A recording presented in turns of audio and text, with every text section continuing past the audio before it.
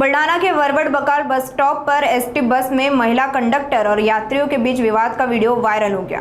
भीड़ और सीट को लेकर हुए विवाद में महिला कंडक्टर ने यात्रियों से तीखी बहस की, जिसके बाद मौके पर बवाल हो गया। वीडियो वायरल होने के बाद कंडक्टर सरिता ढोले ने सफाई देते हुए कहा कि यात्रियों ने पहले दुर्व्यवहार किया और उन्होंने 112 पर पुलिस को सूचना दी थी। काय नाव तुमचं? सरिता गणेश ढोले। काय झालं होतं त्या दिवशी?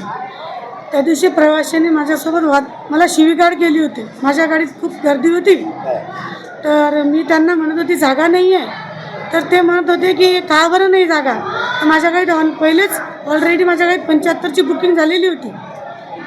तर काही प्रवासी लटकत होते, त्यांना म्हणत होते तुम्ही पडले तर माझ्यावर येईल, तर ते मला शिवीगाळ करायला लागले होते। आपण त्या प्रवाशांना शिवीगाळ केली असा आरोप होतोय, काय तुम्ही काय सांगाल? त्यांनी मला अगोदर शिवीगाळ केली की आम्ही कोण आहे तुला माहिती आहे का। तुम्ही पोलिसात तक्रार दिली का? मी 112 बोलावली होती तिथं। काय झालं? ते सरांनी मला थोडंसं मिटवलं आणि सर मला म्हणत होते की तुम्ही चालले जा, मी बघते नंतर काय होतं। आता काय मागणी आहे तुमची? माझी एकच मागणी आहे की जशी माझ्यावर हे झालं तसं त्यांच्यावर पण व्हा।